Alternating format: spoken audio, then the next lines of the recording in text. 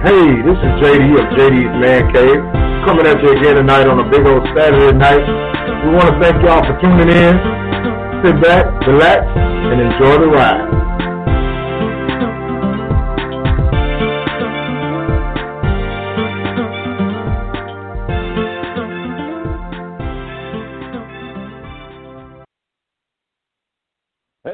Hey, what's going on, y'all? This is JD from JD's Man Cave.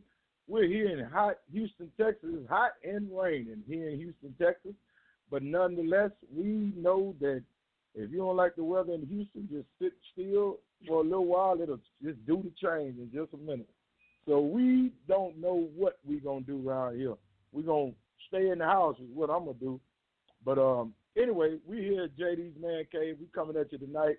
I got a slew of co-hosts that are coming on tonight, and we have some interesting and wide open topics, and we welcome you to call in and bring up your topics and let us talk about them with you, for you, or against you, whichever way it works out. But nonetheless, we are here. I think I have one of my special guests tonight from the dirty Mississippi. I have a brother who is a part of the My Gospel Soul family, and we welcome him to the Man Cave tonight as a special guest, and that's my boy Trainer Ray. Where you at, baby? Hey, what's up, JD the Barber? This Trainer Ray on the mic. What's going on in the Man Cave? What's happening, Trainer Ray? We welcome you tonight, brother. We welcome all our educated black men on this show because our mantra is we're educated black men educating black men. So, do I have any of my co-hosts on here with me yet? What's going on? You got Reggo on the show right now with you. Okay, what's happening, Big Reggo? What's happening, baby? Who else I got here? I heard somebody else chiming in. Kenny Wayne. Oh, okay. We got the resident country boy, Kenny Wayne Hicks, baby. Hey, Trainer Ray, this is my homeboy from way back. I'm talking about like 4 flats on the Cadillac, baby. Kenny Wayne Hicks, baby. That's our resident country boy. He gonna give it to. He gonna give you the hood and country point of view on different situations. That's why we love Kenny Wayne on this show. And of course, I got my boy from Sunnyside, as they call it, Checkerhole, Texas, from right here, Big Reggo. That's been my boy since damn near pacified. So yeah, we go way back.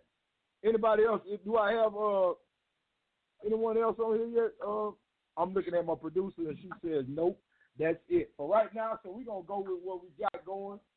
And I thank you guys for chiming in tonight, and we're gonna get this show started with a hot topic. The first topic I want to talk about tonight is I'd be remiss if I did not bring up and talk about one of my frat brothers, who is Mr. John Lewis, a icon. He was a living icon that was many times overlooked and underrated for the work that he had done in the. Somebody needs to mute their phone, or you got some disturbance going on in the back. If you're not talking, fellas, mute your phones for me, please. That'll keep the disturbance down on the radio. But we have, what I'm talking about is Mr. John Lewis, which was one of my frat brothers, Phi Beta Sigma, of course. And he was a living icon in the civil rights movement. We lost him this past week. It's a tragic loss to not only his family, but to the black American family. Because we're talking about a young man who started at the age of 17 and who had the insight and the wisdom at 17 years old to become a civil and community activist and leader in the civil rights movement at 17 years old. I know at 17 years old, I was just trying to get out of high school. I was trying to keep a B average in school and get out of school. And here this man is working with the greats like Martin Luther King and the other civil rights icons that were present in the late 60s and early 70s. He marched right along with King, and he also, at the age of 23 years old, gave a speech at the Civil Rights March on Washington. So I don't know about you, but to me, that's just impressive for a young man to be that intelligent, that wise, and that active as a leader in the civil rights movement. And he continued throughout his career to, he was a staunch supporter and a leader in getting the Voters' Rights Act passed for black people to vote. He was a staunch supporter and leader in maintaining that right for black folks to be able to vote, because I don't know if you guys know it or not, but throughout the history of us being able to vote, every so often the devil's head pops up and tries to alleviate us and take away our rights to vote, and we have nerve as black people not to even show up and go vote when it's a God-given right, and black people have died and hung simply for wanting to go and vote, and we sit around at home on our hands when voting, when it's time to get out and vote. So I want you fellas to talk a little bit about John Lewis and what thoughts you have about this civil rights icon passing. Go ahead, Reggo. I'll let you go first talking about it. Well, I don't really know too much about John Lewis besides the stuff he just already said. I know he's gonna be missed because for everything he's done for the black community, I mean, he should be well respected and remembered. He's gonna go down just like the likes of Martin Luther King, Malcolm X, Medgar Evers. The only thing is he just didn't get assassinated, but I'm pretty sure they probably wish they would have got him too. You better know they do. You know they do. But he's gone on to glory. Under what I understand is what they call natural cause. So we just want to commend and thank John Lewis for all the work that he has done to push black folks and our agenda along. And we need many more John Lewises in Congress and in high places to help push our agenda and to stand up for our rights. Kenny Wayne, you got something you want to talk about? You want to say about it? Yeah. Oh, yeah. He should be commended, man. He put in a lot of work. He did a lot of good. And I'm glad people are giving him his flowers. Why? Some people started giving him his flowers while he was still here. Right, he still right. was great, and he outlived the great. Right. People like him come along, say, like once in a lifetime. Exactly. You're right. We have leaders now, so-called leaders. Like, we ain't going to call their name, but we have leaders today that you question their motive sometimes. But for this man here, you never question his motive because you saw his nowadays, our leaders are watered down. I mean, at best. You know what I'm saying? They weaker weaker than water. Some of them, they don't do anything.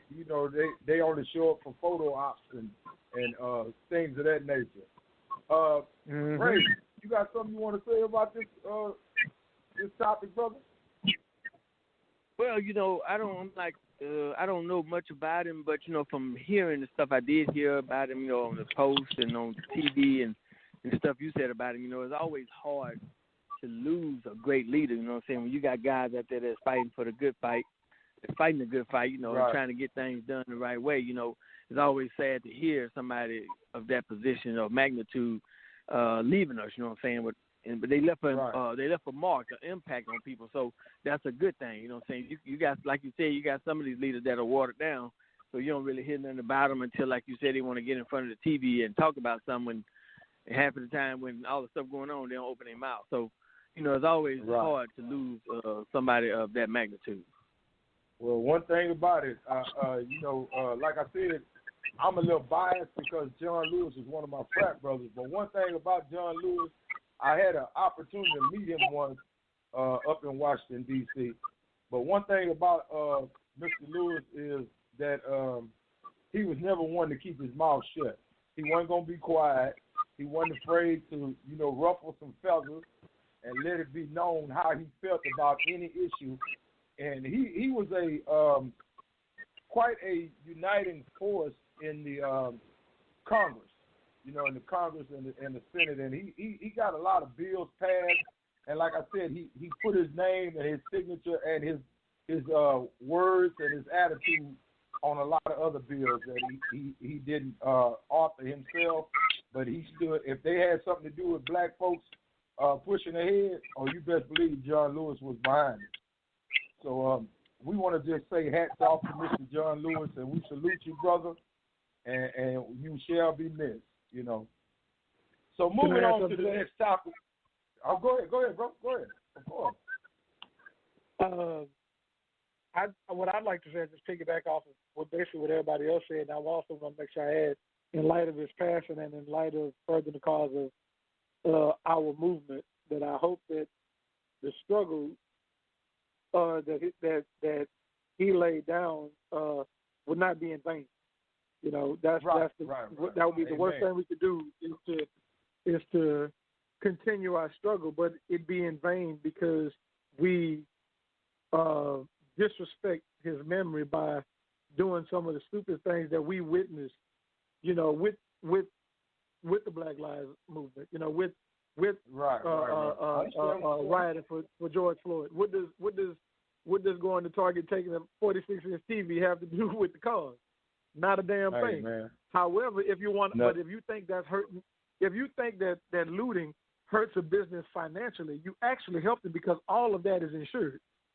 What you want to hurt them financially, you hurt them financially. You have a blackout day. That's how you hurt these people financially. You stop buying, or you have a day that you do not buy. You get the things that you need, things that are essential, and then, why do you think right now that TxDOT is pushing for everybody to put gas in their car? It's not just because, you need to have gas to make a hasty retreat. No, it's because they want to make sure that you are still consumers. At the end of the day, you keep these companies in the black. Right. And at the end of the day, what matters is dollars and cents. That's the only thing that matters at the end of the day is dollars and cents. Not any agenda that we think that we're hurting or pushing these folks, because that's what hurts business. That's what hurts business. What hurts business is the bottom line. And what we have to do is learn how to use our collective dollars to make these folks bend to our will. What pissed me off about Nick Cannon, excuse my French, he out here talking about, we not gonna vote till you give us what we want. You idiot. What you think people did dying and doing all the things they do to make sure you have the right to vote so your voice could be heard? You want to hurt these people financially and politically? Staying away from the vote doesn't hurt. That's what happened with Bernie Sanders in the last election. If you notice the trend, our presidents are not elected without more than 93% of the black vote.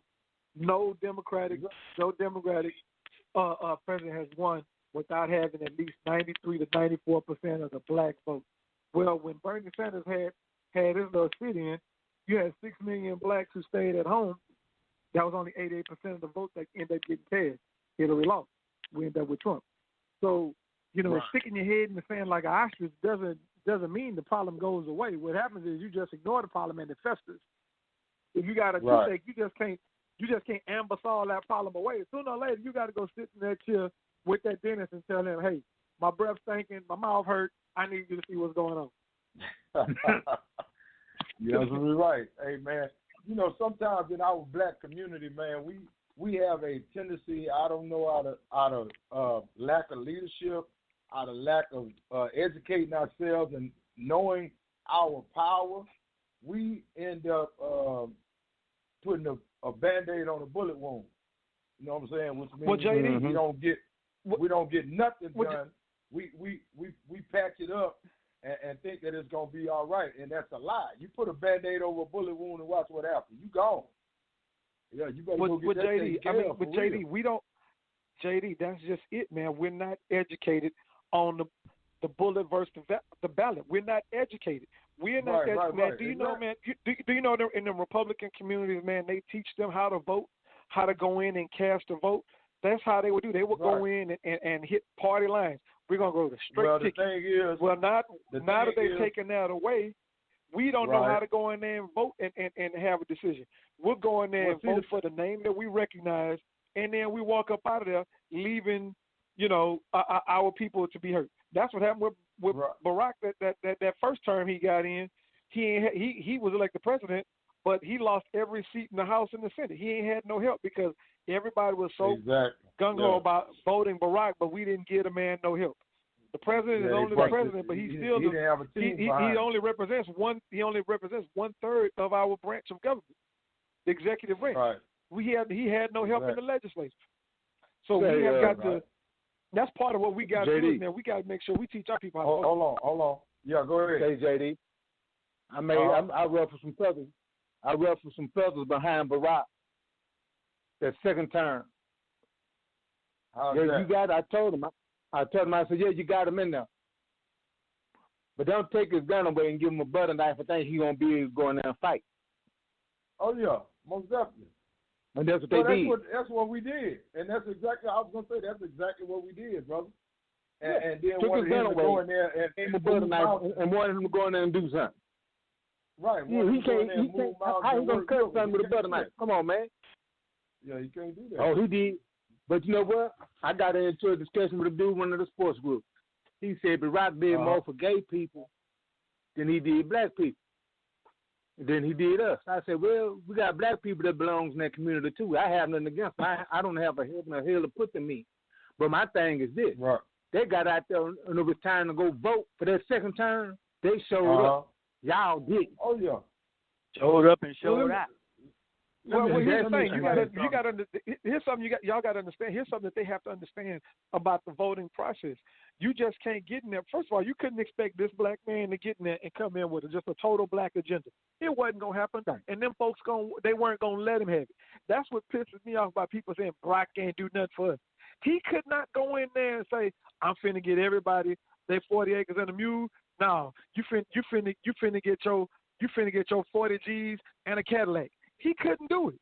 He could not go in there with a black agenda and just bless everybody. He couldn't.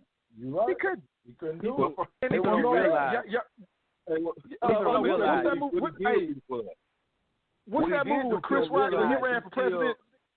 Hold on, fellas. The movie you talking about, Steve, is called Head of State.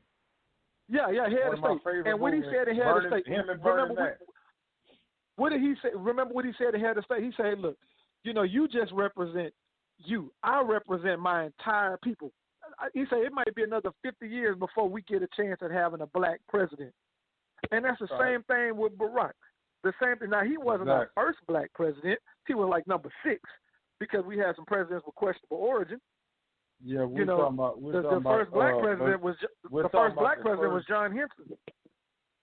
Right. The first black president was John Henson. He was recognized as the president of these United States in 1786 when he presided over the Continental Congress.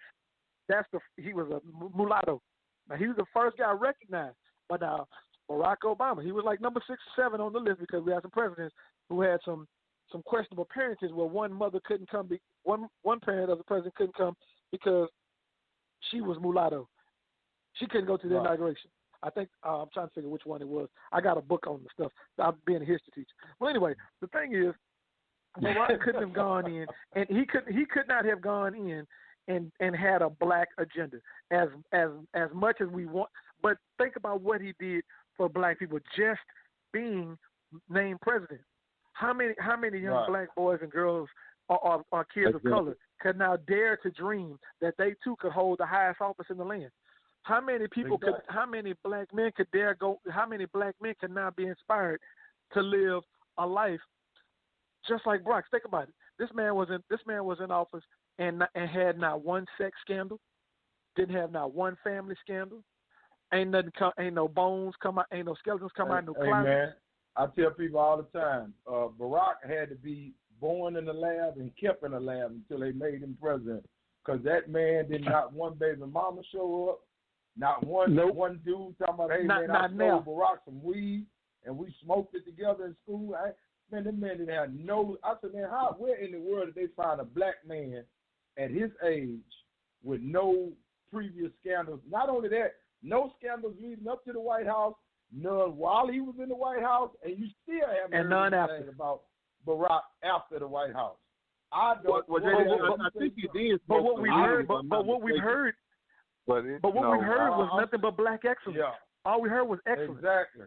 That's the key. Right. And not only did we hear excellence about him, but he chose a mate that was just as excellent as him. That was just that's the exactly. thing. That's the thing. He chose somebody who was just his helpmate.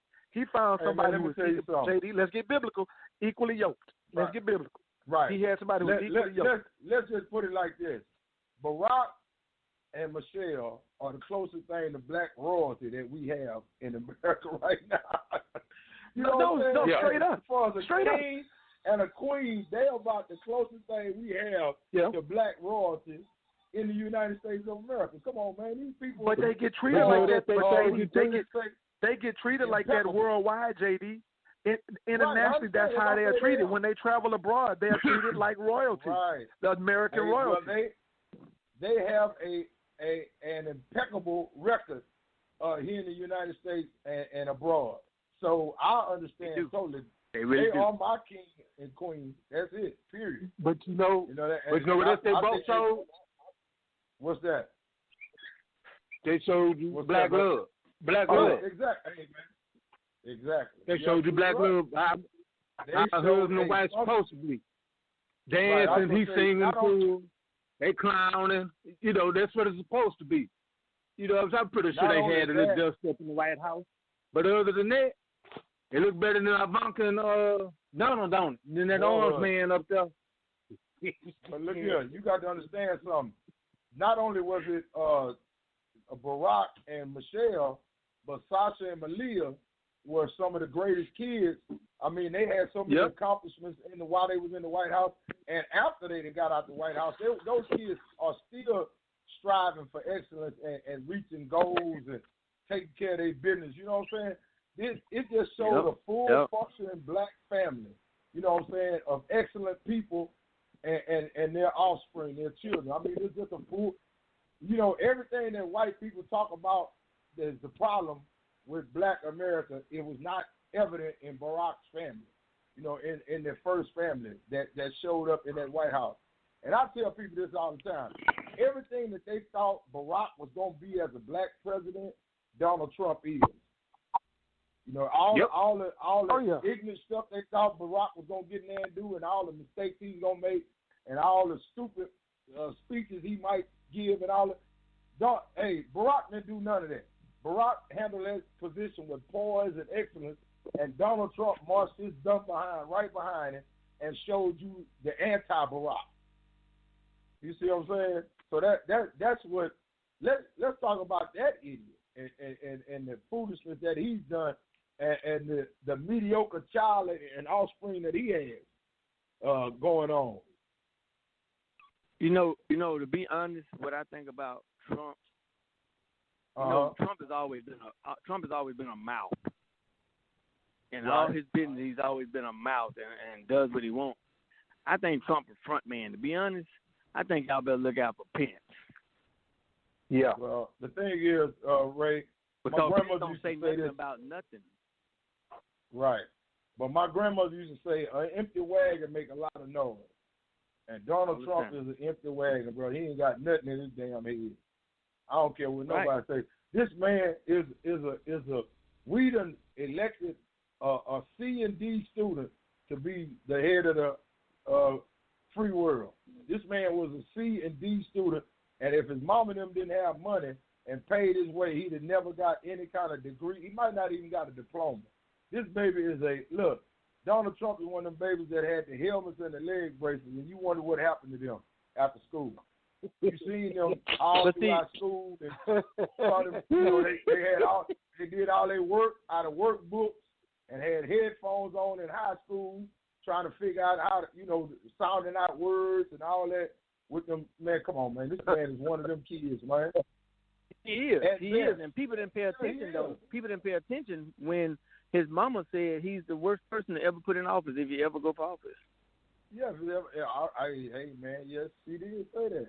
But also, Donald Trump is a. Let me tell you something about Donald Trump, though. Donald Trump is a true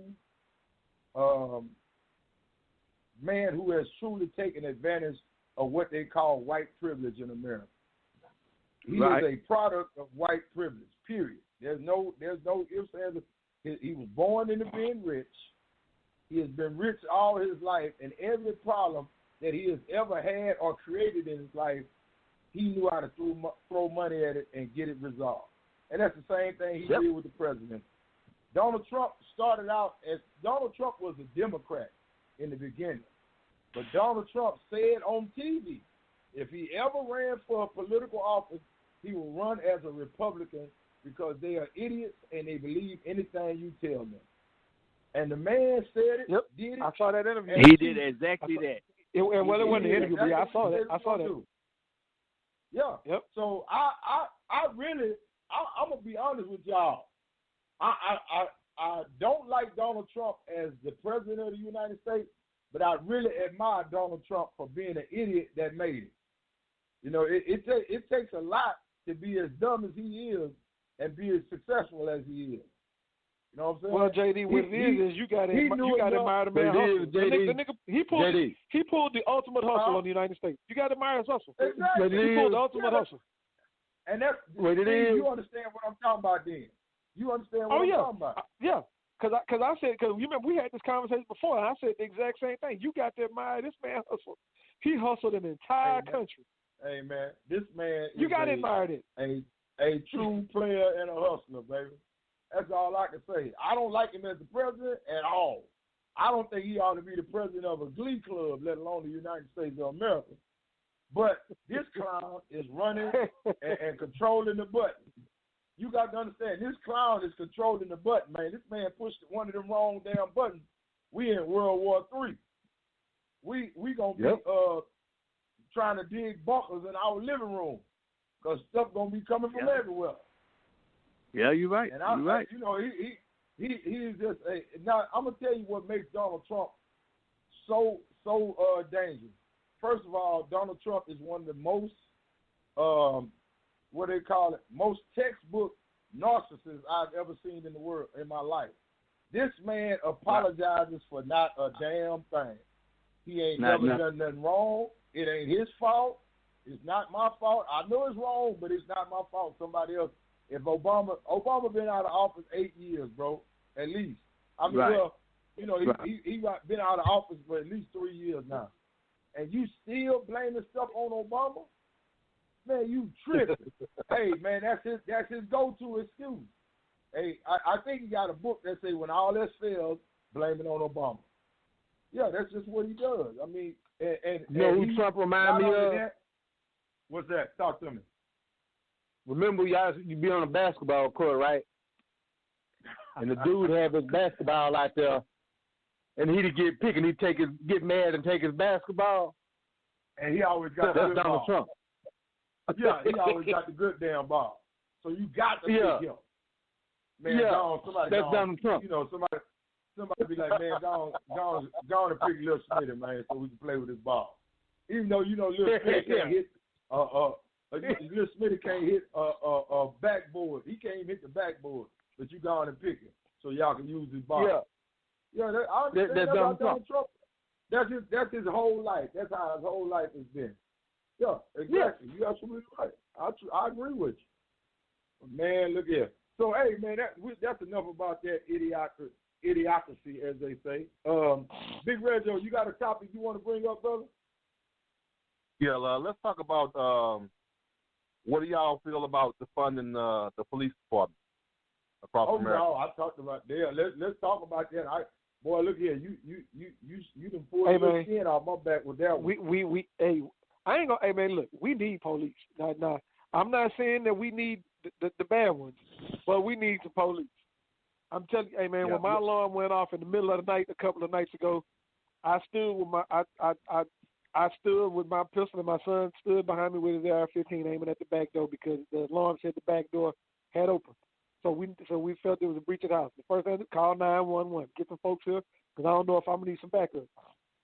Thing is, we can't defund the police behind the actions of a few that hide behind a blue wall. You know, because that blue wall is real. It is real. It is real. JD, you got some frat brothers. You know ain't no good. They got the shield. You got some brothers that's gonna lean on the shield. Right. Yep. Exactly. You're absolutely right. And, in any organization, you got some bad apples. Yeah. You gotta have some terrible. Matter of fact, you don't have some bad ones. You have some terrible apples that ain't really even apples. Hell, I don't know what they are, but they still part of. They still hanging off the tree. But look here. Yep. Reggie, I talked about this a while back. Let me explain something to you, man.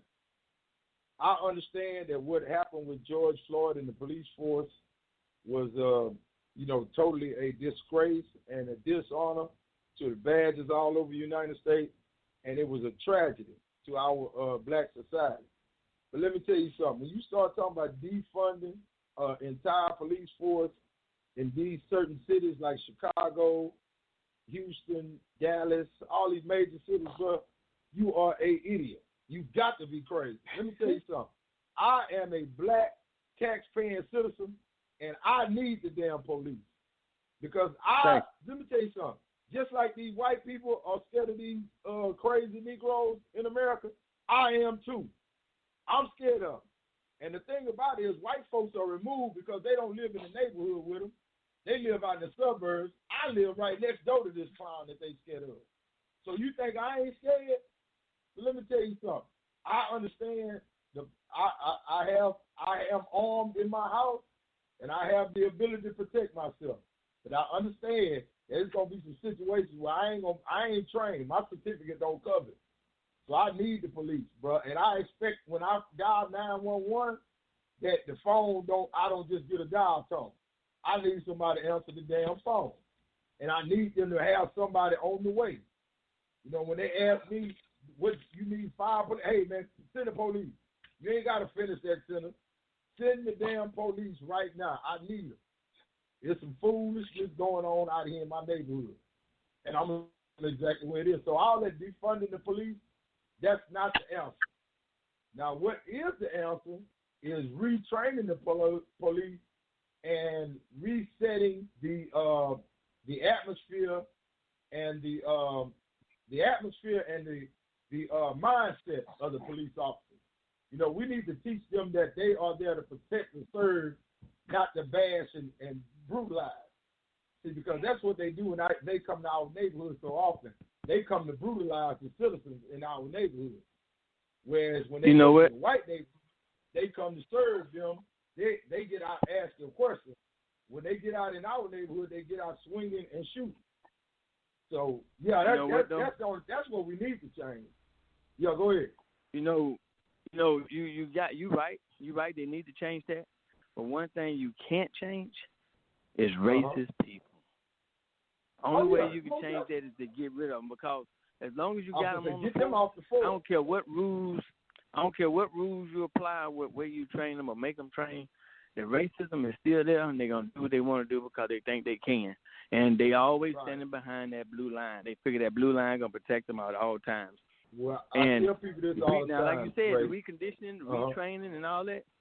I think you're 100% right. They need to retrain them and make them, follow certain aspects of certain rules and protect and serve. And like you said, when they come in certain neighborhoods, to act a certain way. But that racism, that's the only thing we can't erase. But let me explain something to you, Ray. You cannot erase racism from a system that was built on it.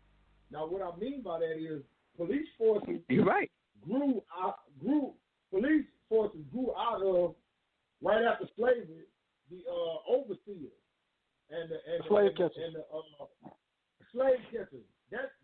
Those were the first police forces. So we are dealing with a system that was birthed out of racism and inequality. So, like I said, the entire mindset and the entire what do they call it? Yeah, I don't know what word I'm looking for, but the word is that. But you know what it's gonna take though? What's that? Go ahead, Kenny. For us in our local city to let the district attorney and the police officers do that, to bring charges on them and make it stick. Pick the right jurors. Don't go in there with a lily white jury. Right. And just gonna just he's black. And then let the police who you dig into our background just because he had a traffic ticket or he was a convicted felon that done came home, been home for years, got his life right. That's still not no reason to kill him. They got to stop, letting them discover evidence like that. They'll go on. Before like the district attorneys and stuff like that, the head DAs, they got to start making a stick. Start locking them up. That's how you stop that. Well, now, like right here in my hometown, right here in my hometown, Mississippi, our mayor is black. Our district attorney is black. Yeah. You're right. What I'm gonna say is, our mayor put out after all this drama kicked out. He posted and he put in the newspaper and posted everywhere. He said, if you're doing wrong, you're gonna be prosecuted to the fullest, like they did with the incident with Floyd. And he said, if you're an officer standing around watching this other officer do this, we're gonna charge you too. So he letting them know off top, don't play, because you get caught up doing something wrong. And that's what I was getting toward, Ray, when you said that. I'm glad that you said that about that mayor in that town doing that, because what's going to have to happen for this whole entire system to change is that there has to become a zero tolerance for misconduct of officers. They need to start being prosecuted. They need to be I'm talking about your first incident, not put on desk duty for a little while, not put back out on the force after your 90 days is up, or whatever, paid leave and all that, bruh. We not giving you no paid leave. You just gonna leave. Get up out of here. You go get you a job at Walmart or something. Harass somebody at the door as a greeter. JD. But you ain't working in no police force nowhere in America ever again. That has to be a zero tolerance. And like you said, they got to prosecute them, send them behind the jail, put them in the same jail cell that they've been putting black people in, put them laws right in there with them. Let them see what it tastes like. And I promise you, JD, if there's a fear of the conviction, the problem will stop. Because they don't want to go to jail. Yep. Believe me, them laws don't want to go to jail either. Hey, in jail. Who was the mayor before Sylvester Turner? Wasn't it Elise Parker? Yeah. No, before Elise Parker. No, the dude, when we had Katrina. Lanier? Bob Lanier? Bob Lanier, yeah. Now, look, I didn't really care for his politics, but what I did like about Bob Lanier, what he said was to my homeboy, my brother-in-law's PD. He put a memo out saying that he said nobody is above an ass whooping. When New Orleans came in acting the fool, when they came in acting the fool after Katrina, they put out a memo. No one is above an ass whooping. Nobody. Right. White, black, don't give a damn who it is. Nobody is above this Houston ass whooping we gonna give if you get out of pocket here. And I'm telling you what else he put. Now, Mayor Turner done come up with a somewhat similar policy. Telling the criminals, look, y'all need to stay at home too, but if you do, we got something for you. In New Orleans, if you caught a murder case, after 30 days, 90 days.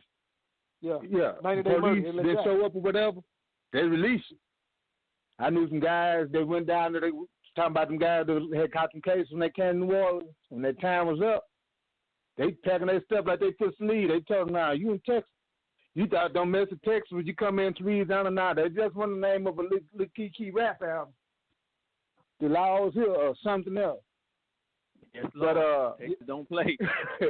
Yeah, and there wasn't ain't no 90-day murder in Texas. You can be held as long as we can hold you.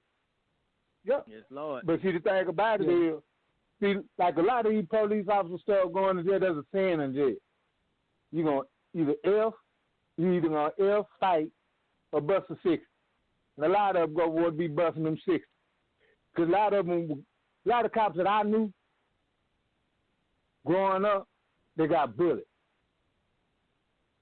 And so they became cops to try to get back at some people. Then some of them didn't. But like, it was like a 50-50 thing. I know like 3 cats. They used to get into it a lot. Now they cops.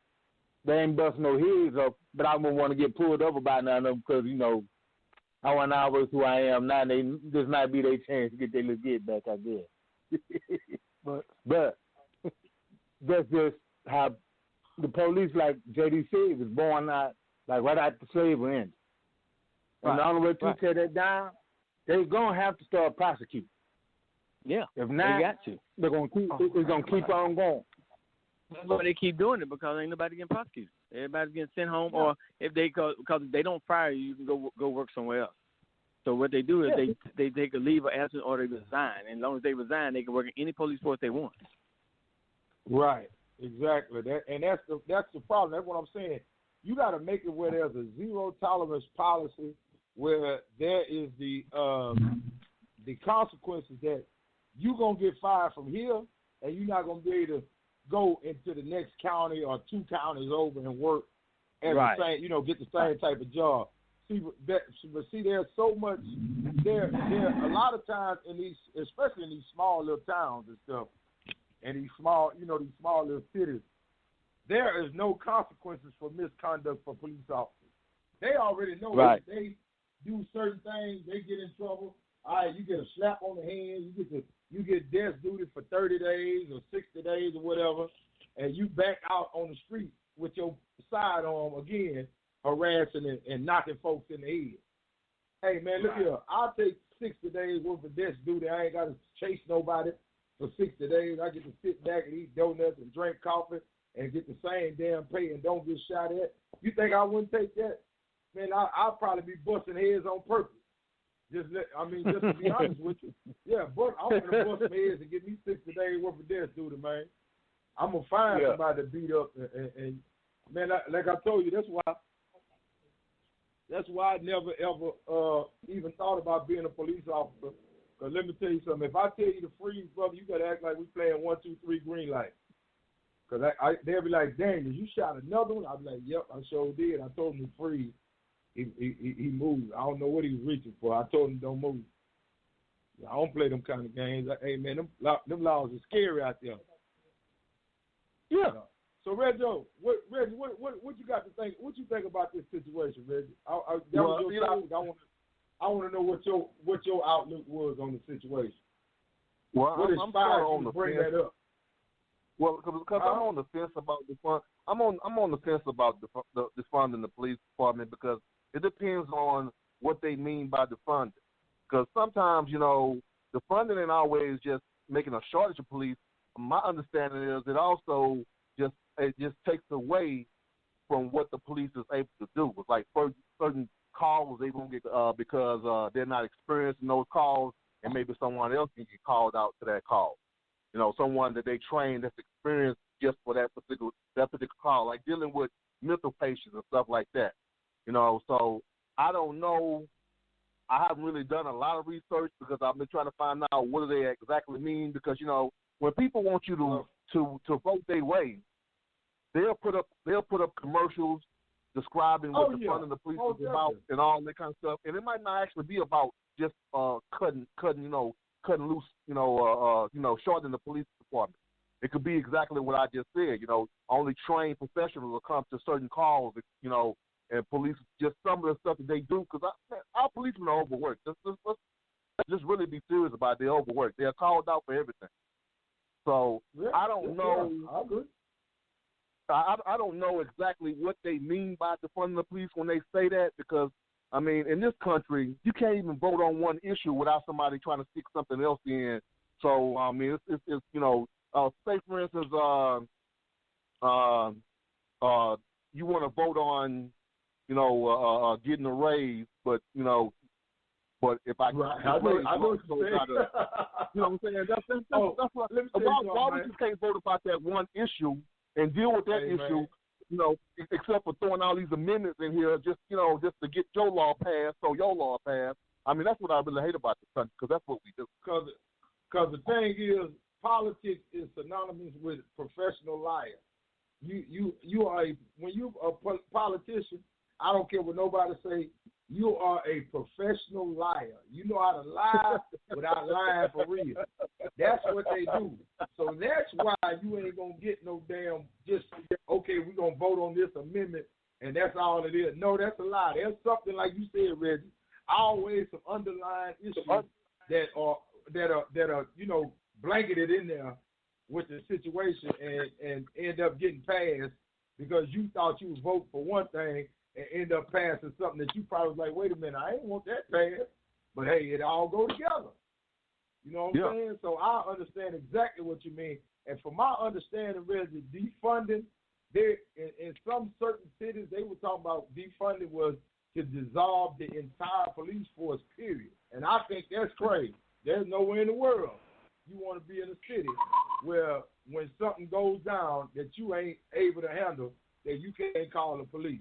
But let me tell you something. I will call Wild Wild West out here. I will call them laws on you in a minute. Come playing with me if you want to.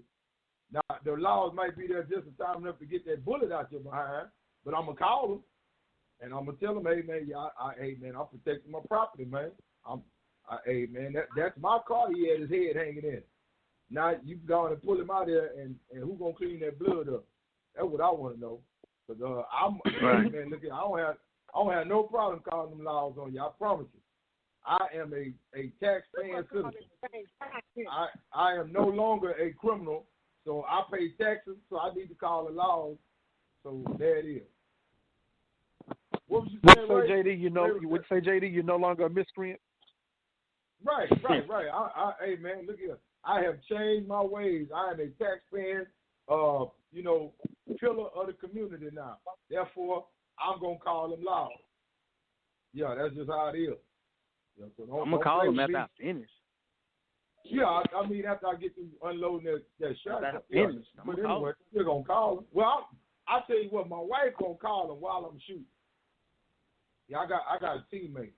So she'll call the laws while I'm shooting. So they'll get here. Yeah, she'll tell them, hey, I need to send somebody. Yeah, that's just how it is. Ain't nobody playing with these people out here, man. I'm scared of these Negroes out here, too. It ain't just white folks scared of us. I'm scared, too. But anyway, you're right, though, enough about you're that. Right. Enough about that situation. You know, I was kind of my heartstrings was kind of tugged on this week. I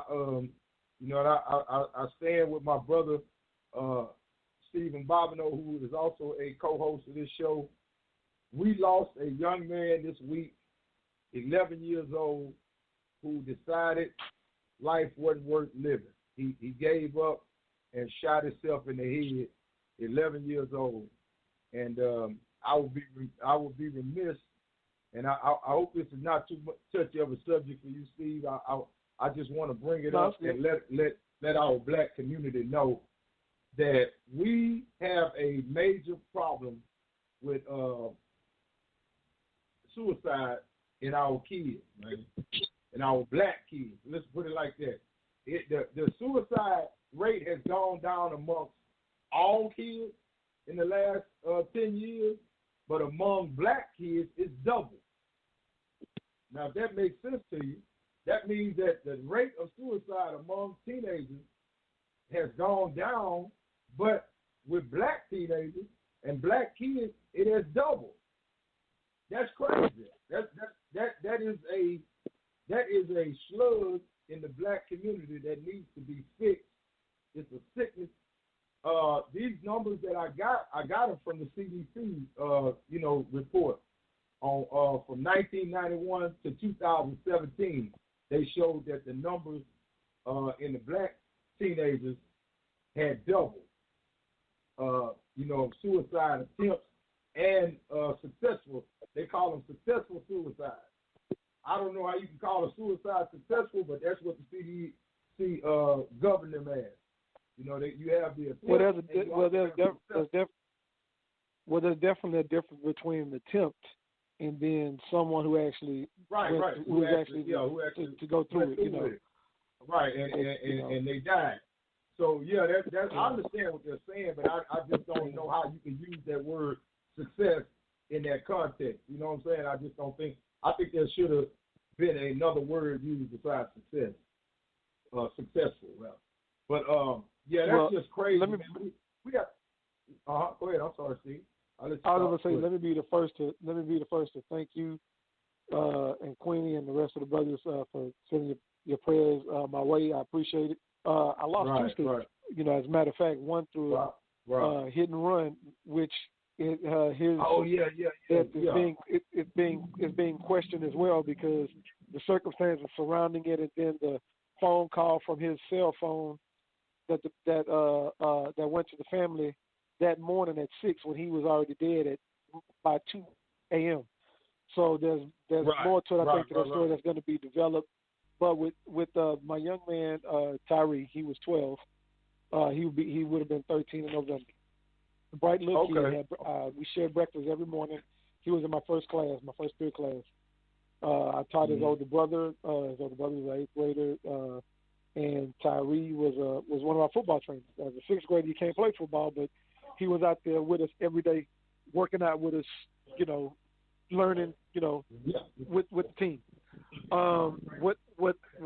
What hurt is, and I believe what may have happened.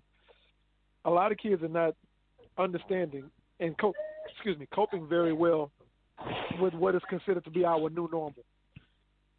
There's a lot of parents that have been raising a lot of saying about wanting the kids to go back and blaming the teachers for not wanting to go back. No, that could be further from the truth.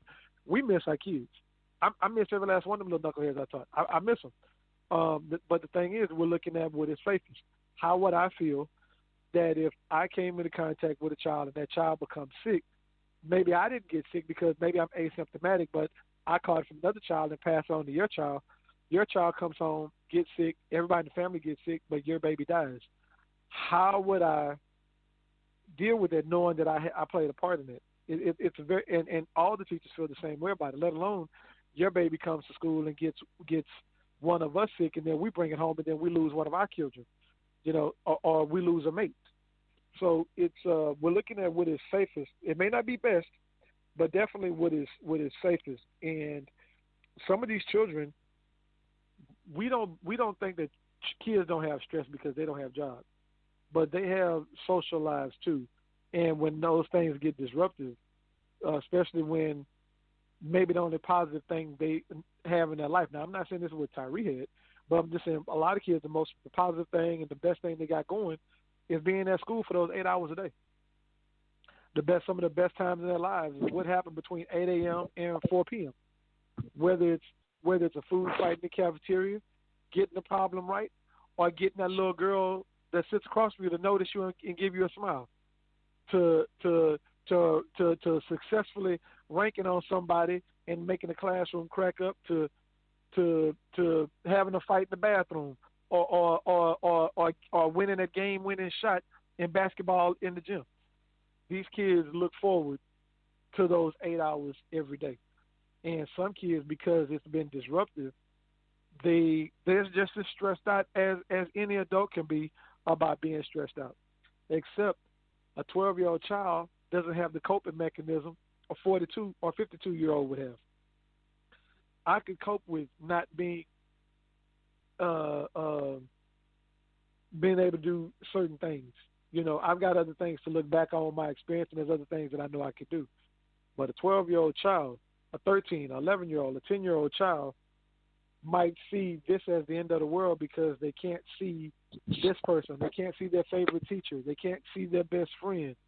You know, mama won't let them outside for fear of this and for fear of that. Mama, everybody else outside, yeah, but I ain't everybody else. You ain't gonna catch the damn COVID, and I ain't finna get sick. You can't go outside. Kid got to look at the world through a window and watch the world passing by and wonder how come, why come. And for some kids, like that great poet said, sometimes the rainbow is just not enough. And then what does that kid do that feels, well, there's got to be something on the other side? They always talk about heaven being streets paved with gold, buildings lined with silver, and a land of milk and honey. And these kids figure, well, that's got to be better than the hell on earth that I'm living on. Exactly. Exactly. You know, so if y'all can, whether if you got nieces and nephews, even your own children, or maybe your neighbor's kids, or your friends' kids, you know, try to say some kind of encouraging words. Send some kind of text. Send some funny meme. Something. It doesn't take much to. It doesn't take much to go by a Family Dollar and get some sidewalk chalk, or to get some coloring books, or to get some crossword puzzles, something to give a kid, to give them something to do to occupy their mind and their time, or hell, even or just make that or just make that sacrifice and figure, you know what, I'm gonna forego my morning frappuccinos at Starbucks, or I'm gonna forego my Jack in the Box breakfasts this whole week, and I'm gonna save this $20, and I'm gonna go buy my nephew. I'm gonna go ahead and get him a game from GameStop. It don't have to be the brand new game, but it's the thought that counts. It's that you thought of him. Exactly. It's the thought. A lot of these kids are looking for attention. They only come to school for attention, man. I mean, they're little bitty beings who strive to have nothing but someone to say, "I see you." And when these kids feel invisible, they feel hopeless. That's why I make it a point to speak to every child that even look my way in the hallway. You let you have a fresh haircut. Oh, I'm gonna point you out. I'm gonna make you a superstar walking down the hallway. The little girl girl who got her hair done did. I'm gonna snap my fingers and, baby, you go, girl, work it, baby, work it. Show them what you work with. Twirl one time. I'm gonna do this because I'm gonna let them know I see you. And sometimes when they're feeling ugly about themselves because their mama got some kind of hairdo that they don't like, and they're feeling ugly, you give them that big hug and say, "Hey, baby, you gorgeous, you beautiful," and you make them feel like some more. That little boy who got that little chili bowl haircut, he feel kind of funny about it. You might give him a little smack, give him a little app, tell him, fresh cut, but then also you tell him, hey, young man, you look sharp. That's how a businessman looks. That's how you supposed to look. All you gotta do now, son, hey, you add a tie to what you got on, boy, I sure would hire you, man. You let them know I see you. Because that's one of the things I do, man. I tie Tuesday. That was my thing. Tie Tuesday. On Tuesdays, my young men, we wearing a tie. I don't give a damn what kind of tie it is. Wear a tie. Put it on your uniform shirt. It's tie Tuesday. We gonna look the part. We gonna be phenomenal. We gonna step up. We gonna step out. And it was something that helped build a little bit of self-esteem. And them boys look forward to it. They look forward to it. Right. You gotta give these kids something to look forward to. You are a impactful person, whether you know it or not, brother. Because I know the stuff that you do. You know what I'm saying? And I commend you on all that you do. Man, you changed so many little brothers' lives, man. So many little girls' lives. I've seen you do it.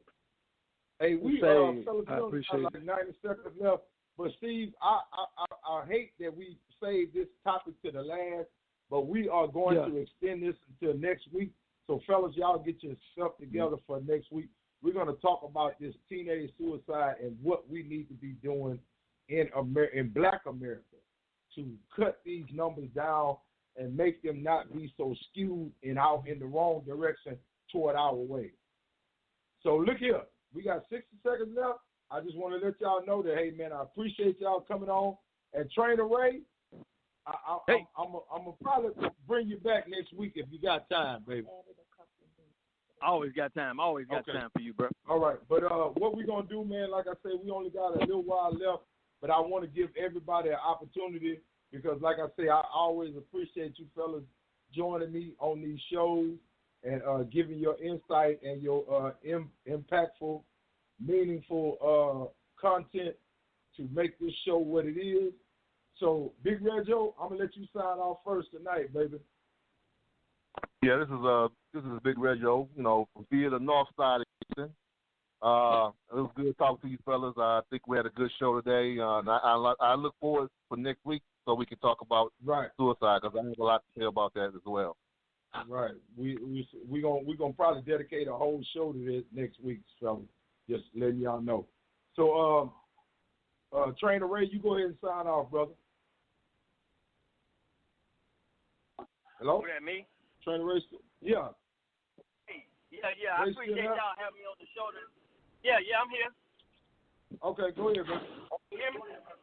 I appreciate y'all having me on the show. I appreciate y'all having me on the show tonight. You know, I enjoyed conversating with you brothers, and I'm looking forward to being on here more often. All right. We appreciate you, Ray. Go ahead, Kenny Wayne, our resident country boy. All right, this is Kenny Wayne, where you at? the residential country boy, say, Bobino. I appreciate all you do, but you and my wife are one and the same. My wife is a parent, but you can tell, because like when I go up to their school, Mrs. Hicks, that's the regular ed kids because she worked the sped kids. But when I go up there, I talk to all of them. But the way she is behind her kids is the same way you behind yours. She missing them right now.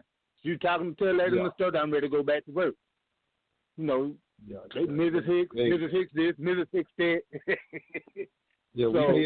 I commend you, and I look forward to next weekend, man. All right, appreciate you, Wayne. Go ahead, Bobby, don't sign off, baby. All right, Big Steve coming to you live from Spring, Texas. I just want to thank everybody for the kind words and prayers. You know, this is not the first time I've had to deal with suicide. Prayers, you know that. Yeah, you are in our prayers. You know, but thank you. Thank you. But I appreciate the camaraderie and the brotherhood that this show has allowed me to be a part of, and I wish for further and more continued success with this program. And JD, I want to thank you and Queenie, man, for putting together such a wonderful program that we're going to make meaningful throughout our community, and we're going to spread this thing worldwide. Exactly. Amen. And this is JD the Barber signing off for JD's Man Cave. And man, look here, which was a wonderful show, and we got so much work to do, brothers. And I appreciate y'all walking this walk with me and doing this work with me. So we'll see y'all next week here on the same bat time, same bat channel. JD's Man Cave will be right back at you, baby. Just hang on. We'll be back. Thank you.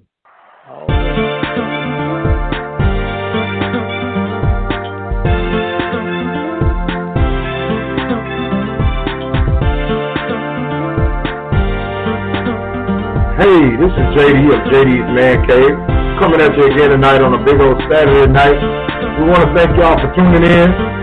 Sit back, relax, and enjoy the ride.